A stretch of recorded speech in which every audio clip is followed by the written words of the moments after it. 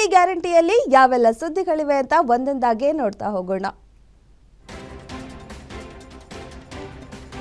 ಜಂಟಿ ಅಧಿವೇಶನದಲ್ಲಿ ಹೈಡ್ರಾಮಾವೇ ನಡೆದು ಹೋಗಿದೆ. ರಾಜ್ಯಪಾಲ ಥಾವರ್ ಚಂದ್ ಗೆಹ್ಲೋಟ್ ವಿಧಾನಮಂಡಲ ಜಂಟಿ ಅಧಿವೇಶನದಲ್ಲಿ ಮೊದಲ 7 ಸಾಲು ಮತ್ತು ಕೊನೆಯ 3 ಸಾಲು ಮಾತ್ರ ಓದಿದ್ದಾರೆ. ಉಳಿದ ಭಾಷಣದ ಪುಟಗಳನ್ನು ಓದುವ ಗೋಜಿಗೆ ಹೋಗಿಲ್ಲ. ಇದರಿಂದ ರಾಜ್ಯಪಾಲರ ನಡೆ ವಿರುದ್ಧ ಕಾಂಗ್ರೆಸ್ ಕೆಂಡ ಕಾರ್ತಿದೆ. ಕೇಂದ್ರ ಸರ್ಕಾರ ಕೈಗೊಂಬೆಯಾಗಿ ಗವರ್ನರ್ ಕೆಲಸ ಮಾಡ್ತಿದ್ದಾರೆ, ಇದು ಶೋಭೆ ಅಲ್ಲ ಎಂದು ಕಿಡಿಕಾರಿದ್ರೆ ಬಿಜೆಪಿ ನಾಯಕರು ಗವರ್ನರ್ ಪರ ನಿಂತಿದ್ದಾರೆ. ಕರ್ನಾಟಕ ಸಿಎಂ ಹುದ್ದೆಯ ಫೈಟ್ ಮುಂದುವರೆದಿದೆ. ಇತ್ತ ಡಿಸಿಎಂ ಸ್ವಿಟ್ಜರ್ಲೆಂಡ್ನ ದಾವೋಸ್ನಲ್ಲಿ ನಡೆಯುತ್ತಿರುವ ವಿಶ್ವ ಆರ್ಥಿಕ ವೇದಿಕೆಯಲ್ಲಿ ಕರ್ನಾಟಕವನ್ನ ಪ್ರತಿನಿಧಿಸಿದ್ದಾರೆ. ಅಲ್ಲಿನ ಮಾಧ್ಯಮದವರೊಂದಿಗೆ ಮಾತನಾಡಿದ ಡಿಕೆಶಿ, ಸಿಎಂ ಸ್ಥಾನದ ಬಗ್ಗೆ ನನ್ನ ನಾಯಕರು ನಿರ್ಧಾರ ತೆಗೆದುಕೊಳ್ತಾರೆ. ಇದು ಮಾಧ್ಯಮಗಳೊಂದಿಗೆ ಚರ್ಚಿಸಬೇಕಾದ ವಿಷಯ ಅಲ್ಲ, ಇದು ತೆರೆಮರೆಯಲ್ಲಿ ನಡೆಯುವ ಚರ್ಚೆ. ನಾನು ಯಾವಾಗಲೂ ಸಕಾರಾತ್ಮಕವಾಗಿರ್ತೇನೆ. ನಾನು ಭರವಸೆಯ ಮೇಲೆ ಬದುಕುತ್ತೇನೆ. ಕಠಿಣ ಪರಿಶ್ರಮ ಯಾವಾಗಲೂ ಫಲ ನೀಡುತ್ತದೆ ಎಂದಿದ್ದಾರೆ. ಶಿಡ್ಲಘಟ್ಟ ಪೌರಾಯುಕ್ತರಾದ ಅಮೃತಗೌಡ ಅವರಿಗೆ ಅವಾಚ್ಯ ಶಬ್ದಗಳಿಂದ ನಿಂದಿಸಿ ಬೆದರಿಕೆ ಹಾಕಿ ತಲೆಮರೆಸಿಕೊಂಡಿರುವ ಕಾಂಗ್ರೆಸ್ ಮುಖಂಡ ರಾಜೀವ್ ಗೌಡನಿಗೆ ಮತ್ತಷ್ಟು ಸಂಕಷ್ಟ ಎದುರಾಗಿದೆ. ಬೆದರಿಕೆ ಹಾಕಿದ ಬಗ್ಗೆ ಅಮೃತಗೌಡ ನೀಡಿದ ದೂರಿನ ಮೇರೆಗೆ ದಾಖಲಾಗಿದ್ದ 2 ಎಫ್ಐಆರ್ಗಳನ್ನು ರದ್ದು ಮಾಡುವಂತೆ ಕೋರಿ ಕೋರ್ಟ್ಗೆ ರಾಜೀವ್ ಗೌಡ ಪರ ವಕೀಲರು ಅರ್ಜಿ ಸಲ್ಲಿಸಿದ್ರು. ಇದೀಗ ಅರ್ಜಿಯನ್ನ ಕೋರ್ಟ್ ವಜಾಗೊಳಿಸಿದೆ. ರಾಜ್ಯ ರಾಜಕಾರಣದಲ್ಲಿ ಸಂಚಲನ ಮೂಡಿಸಿದ ಮೂಡಾ ಹಗರಣದ ತನಿಖೆ ತೀವ್ರಗೊಂಡಿದ್ದು, ಮುಖ್ಯಮಂತ್ರಿ ಸಿದ್ದರಾಮಯ್ಯ ಅವರ ಆಪ್ತ ಹಾಗೂ ಮೂಡಾ ಮಾಜಿ ಅಧ್ಯಕ್ಷ ಕೆ ಮರಿಗೌಡ ಅವರಿಗೆ ಜಾರಿ ನಿರ್ದೇಶನಾಲಯ ಬಿಸಿ ಮುಟ್ಟಿಸಿದೆ. ಅಕ್ರಮ ನಿವೇಶನ ಹಂಚಿಕೆ ಪ್ರಕರಣದಲ್ಲಿ ಮರಿಗೌಡ ಅವರಿಗೆ ಸೇರಿದ ಕೋಟ್ಯಾಂತರ ರೂಪಾಯಿ ಮೌಲ್ಯದ ಸ್ಥಿರ ಆಸ್ತಿಗಳನ್ನು ಅಧಿಕಾರಿಗಳು ತಾತ್ಕಾಲಿಕವಾಗಿ ಮುಟ್ಟುಗೋಲು ಹಾಕಿಕೊಂಡಿದ್ದಾರೆ.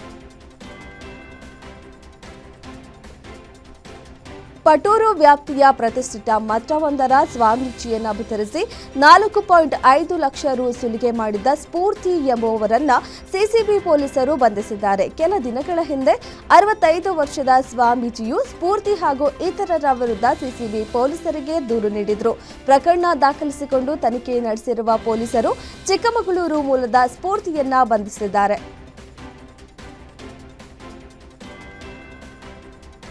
ನಾವು ಪೊಲೀಸರು ಅಂತ ಕರೆ ಮಾಡ್ತಾರೆ, ಎಚ್ಚರ. ಸ್ವಲ್ಪ ಯಾಮಾರಿದ್ರು ಲಕ್ಷ ವಸೂಲಿ ಮಾಡ್ತಾರೆ, ಹುಷಾರ್. ರಾಮನಗರ ಪೊಲೀಸರು ಅಂತ ಉತ್ತರ ಕನ್ನಡ ಜಿಲ್ಲೆಯ ವ್ಯಕ್ತಿಯೊಬ್ಬರಿಗೆ ಕರೆ ಮಾಡಿ ಬೆದರಿಕೆ ಹಾಕಿದ್ದಾನೆ. ನೀನು ಹುಡುಗಿಗೆ ಫೋಟೋ ಶೇರ್ ಮಾಡಿದ್ದೀಯಾ, ನಾನು ರಾಮನಗರ PSI, ಕೇಸ್ ದಾಖಲಾಗಿದೆ ಅಂತ ಹನುಮಂತ ಮುಖ್ರಿಗೆ ಫೋನ್ ಕರೆ ಮಾಡಿದ್ದಾನೆ. ಪ್ರಕರಣ ಮುಚ್ಚಿ ಹಾಕಲು 3 ಲಕ್ಷ ರು ದಂಡ ಕಟ್ಟಬೇಕು ಎಂದು ಬೆದರಿಕೆ ಹಾಕಿದ್ದಾರೆ. ಪ್ರಕರಣದ ಬಗ್ಗೆ ಕುಮಟಾ ಪೊಲೀಸ್ ಠಾಣೆಯಲ್ಲಿ ವ್ಯಕ್ತಿ ದೂರನ್ನ ದಾಖಲಿಸಿದ್ದಾರೆ. ಅನೈತಿಕ ಸಂಬಂಧ ವಿಚಾರಕ್ಕೆ ಹೆಂಡತಿಗೆ ಪತಿ ಮಚ್ಚಿನಿಂದ ಹಲ್ಲೆ ಮಾಡಿರುವ ಘಟನೆ ನೆಲಮಂಗಲ ತಾಲೂಕಿನ ಗೋವಿಂದಪುರದಲ್ಲಿ ನಡೆದಿದೆ. ಅನೈತಿಕ ವಿಚಾರ ಸಂಬಂಧ ಪತ್ನಿ ನಗ್ಮಾಗೆ ಹಲ್ಲೆ ಮಾಡಲಾಗಿದೆ. ಕೆಲಸಕ್ಕಾಗಿ ಬಳ್ಳಾರಿಯಿಂದ ನೆಲಮಂಗಲಕ್ಕೆ ದಂಪತಿ ಬಂದಿದ್ರು. ತೀವ್ರ ಹಲ್ಲೆಗೆ ಒಳಗಾದ ಪತ್ನಿ ನಗ್ಮಾಗೆ ಖಾಸಗಿ ಆಸ್ಪತ್ರೆಯಲ್ಲಿ ಚಿಕಿತ್ಸೆ ನೀಡಲಾಗುತ್ತಿದೆ. ಆರೋಪಿಯನ್ನ ನೆಲಮಂಗಲ ಪೊಲೀಸರು ವಶಕ್ಕೆ ಪಡೆದಿದ್ದಾರೆ. ಇಬ್ಬರು ಬಾಲಕರ ಮೇಲೆ ಅನಾಮಿಕನಿಂದ ಮಾರಣಾಂತಿಕವಾಗಿ ಹಲ್ಲೆ ಮಾಡಿರುವ ಘಟನೆ ದೊಡ್ಡಬಳ್ಳಾಪುರದ ಮುತ್ಯಾಲಮ್ಮ ದೇವಾಲಯದ ಬಳಿ ನಡೆದಿದೆ. ಮೈ ಮೇಲೆ, ಕಾಲು, ಕೈ ಮೇಲೆ ಬರೆ ಬರುವ ಹಾಗೆ ಹಲ್ಲೆ ಮಾಡಲಾಗಿದೆ. ಹಲ್ಲೆ ಬಗ್ಗೆ ಮಕ್ಕಳ ಸಹಾಯವಾಣಿಗೆ ಮಾಹಿತಿ ನೀಡಿದ್ದು, ಹಲ್ಲೆಗೆ ಒಳಗಾದ ಮಕ್ಕಳಿಗೆ ದೊಡ್ಡಬಳ್ಳಾಪುರ ಆಸ್ಪತ್ರೆಯಲ್ಲಿ ಚಿಕಿತ್ಸೆ ನೀಡಲಾಗುತ್ತಿದೆ. ಹೆಚ್ಚಿನ ಚಿಕಿತ್ಸೆಗಾಗಿ ಬೆಂಗಳೂರಿನ ವಿಕ್ಟೋರಿಯಾ ಆಸ್ಪತ್ರೆಗೆ ರವಾನೆ ಮಾಡಲಾಗಿದೆ. ಪೀಣ್ಯ ಖಾಸಗಿ ಕಂಪನಿಯಲ್ಲಿ ಅಕೌಂಟೆಂಟ್ ಆಗಿ ಕೆಲಸಕ್ಕೆ ಸೇರಿದ ಮಹಿಳೆಯಿಂದಲೇ ಕಳ್ಳತನವಾಗಿರುವ ಘಟನೆ ನಡೆದಿದೆ. ಟವರ್ ಟೂಲ್ಸ್ ಕಂಪನಿಯಲ್ಲಿ ಅಕೌಂಟೆಂಟ್ ಆಗಿ ಚಾಂದಿನಿ ಕುಮಾರಿ ಕೆಲಸಕ್ಕೆ ಸೇರಿದ್ಲು. ಪ್ರತಿನಿತ್ಯ ಕಟಿಂಗ್, ಡ್ರಿಲ್ಲಿಂಗ್ ಟೂಲ್ಸ್ ಕಳ್ಳತನ ಮಾಡುತ್ತಿದ್ದ ಆರೋಪ ಕೇಳಿಬಂದಿದೆ. ಟೂಲ್ಸ್ಗಳನ್ನು ಒಳ ಉಡುಪಿನಲ್ಲಿ ಆರೋಪಿ ಇಟ್ಟುಕೊಳ್ತಿದ್ಲು. ಚಾಂದಿನಿ ಕಳ್ಳತನದ ದೃಶ್ಯ ಸಿಸಿಟಿವಿಯಲ್ಲಿ ಸೆರೆಯಾಗಿದ್ದು, ಪೀಣ್ಯ ಠಾಣೆಯಲ್ಲಿ ಪ್ರಕರಣ ದಾಖಲಾಗಿದೆ.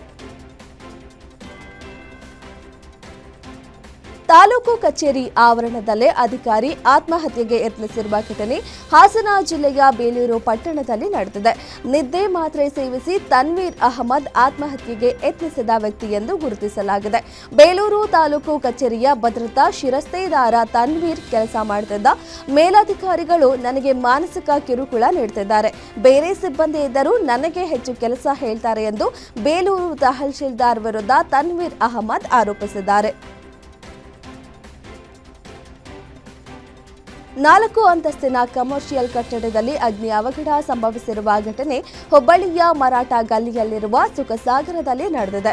ಅದೃಷ್ಟವಶಾತ್ ಘಟನೆಯಲ್ಲಿ ಯಾವುದೇ ಪ್ರಾಣಹಾನಿ ಸಂಭವಿಸಿಲ್ಲ. ರಾತ್ರಿ 12:30 ಸುಮಾರಿಗೆ ಭಾರೀ ಅಗ್ನಿ ಅವಘಡ ಸಂಭವಿಸಿದೆ. ನೋಡ್ತಿದ್ದಂತೆ ಬಿಲ್ಡಿಂಗ್ ಬೆಂಕಿಯ ಕೆನ್ನಾಲಿಕೆಯಿಂದ ಸುಟ್ಟು ಭಸ್ಮವಾಗಿದೆ. ಸ್ಥಳಕ್ಕೆ ಬಂದ ಅಗ್ನಿಶಾಮಕ ಸಿಬ್ಬಂದಿ ಬೆಂಕಿ ನಂದಿಸುವಲ್ಲಿ ಯಶಸ್ವಿಯಾಗಿದ್ದಾರೆ. ಸಾರ್ವಜನಿಕರ ಪ್ರಯಾಣಕ್ಕೆ ಅನುವು ಮಾಡಿಕೊಡಲು ಸರ್ಕಾರದಿಂದ ಬಸ್ ನಿಲ್ದಾಣಗಳನ್ನು ನಿರ್ಮಿಸಲಾಗುತ್ತೆ. ಆದರೆ ಬೇರೆ ಕಡೆಯಿಂದ ಬಂದ ಬಸ್ಗಳನ್ನು ಈ ಬಸ್ ನಿಲ್ದಾಣದಲ್ಲಿ ನಿಲ್ಲಿಸಲು ಜಾಗವೇ ಇಲ್ಲದ ಪರಿಸ್ಥಿತಿ ನಿರ್ಮಾಣವಾಗಿದೆ. ಇದು ವಿಜಯನಗರದ ಜಿಕೆಡಬ್ಲ್ಯೂ ಬಡಾವಣೆಯಲ್ಲಿರುವ ಬಸ್ ನಿಲ್ದಾಣದ ಪರಿಸ್ಥಿತಿ. ಬಸ್ ಸ್ಟ್ಯಾಂಡ್ ಬದಲು ರಸ್ತೆಯ ಮೇಲೆ ಬಸ್ ನಿಲ್ತಿದ್ದು ಪ್ರಯಾಣಿಕರೇ ಬಸ್ ಹತ್ತಿರ ಹೋಗುವ ಪರಿಸ್ಥಿತಿ ನಿರ್ಮಾಣವಾಗಿದೆ.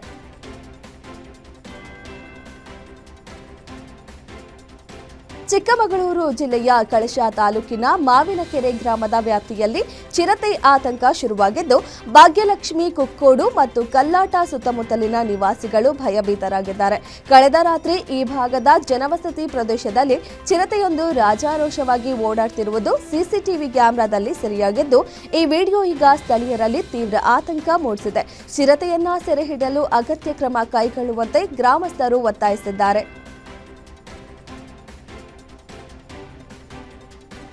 ಈಗಾಗಲೇ ಟ್ರಾಫಿಕ್ಗೆ ಕುಖ್ಯಾತಿ ಪಡೆದಿರುವ ಸಿಲಿಕಾನ್ ಸಿಟಿ ಬೆಂಗಳೂರು ಇತ್ತೀಚಿನ ಟಾಮ್ ಟ್ರಾಫಿಕ್ ಇಂಡೆಕ್ಸ್ ಬಿಡುಗಡೆ ಮಾಡಿದ ವರದಿಯಲ್ಲಿ ವಿಶ್ವದ 2ನೇ ಅತಿ ಹೆಚ್ಚು ಸಂಚಾರ ದಟ್ಟಣೆಯ ನಗರವಾಗಿ ಹೊರಹೊಮ್ಮಿದೆ. ನಗರದ ಸರಾಸರಿ ಸಂಚಾರ ದಟ್ಟಣೆ ಪ್ರಮಾಣವು 74.4%ರಷ್ಟಿದೆ.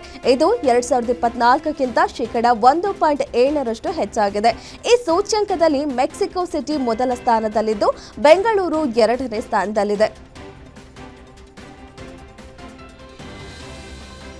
ದೆಹಲಿಯ ಕರ್ತವ್ಯ ಪಥದಲ್ಲಿ ಜನವರಿ 26ರಂದು ನಡೆಯುವ ಗಣರಾಜ್ಯೋತ್ಸವ ಪೆರೇಡ್ ಹಾಗೂ ಕೆಂಪುಕೋಟೆಯ ಭಾರತ ಪರ್ವದಲ್ಲಿ ಕರ್ನಾಟಕದ ವತಿಯಿಂದ ಸಿರಿಧಾನ್ಯದಿಂದ ಮೈಕ್ರೋಚಿಪ್ ವರೆಗೆ ಸ್ತಬ್ಧ ಚಿತ್ರ ಪ್ರದರ್ಶನಗೊಳ್ಳಲಿದೆ. ಕೃಷಿಯಿಂದ ಕೈಗಾರಿಕೆವರೆಗೆ ಹಾಗೂ ಆಧುನಿಕ ತಂತ್ರಜ್ಞಾನದ ಬಳಕೆಯಲ್ಲಿ ನಮ್ಮ ರಾಜ್ಯ ಮುಂಚೂಣಿಯಲ್ಲಿದೆ. ಇದನ್ನು ಸಂಕೇತಿಸುವಂತೆ ಮಿಲೆಟ್ ಟು ಮೈಕ್ರೋಚಿಪ್ ಎನ್ನುವ ಸ್ತಬ್ಧ ಚಿತ್ರವನ್ನು ತಯಾರು ಮಾಡಲಾಗಿದೆ.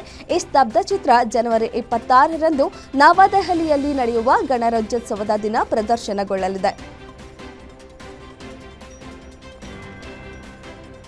ಜಮ್ಮು ಮತ್ತು ಕಾಶ್ಮೀರದ ದೌಡಾ ಜಿಲ್ಲೆಯಲ್ಲಿ ಸೇನಾ ವಾಹನವೊಂದು ಕಂದಕಕ್ಕೆ ಉರುಳಿ ಬಿದ್ದು 10 ಮಂದಿ ಸೈನಿಕರು ಹುತಾತ್ಮರಾಗಿದ್ದಾರೆ. ಇನ್ನು ಅಪಘಾತದ ತೀವ್ರತೆಗೆ 9 ಮಂದಿಗೆ ಗಂಭೀರ ಗಾಯಗಳಾಗಿವೆ. ಈ ಅಪಘಾತ ಬದೇರ್ವಾದ ಖಾನಿ ಟಾಪ್ ಪ್ರದೇಶದಲ್ಲಿ ಸಂಭವಿಸಿದೆ.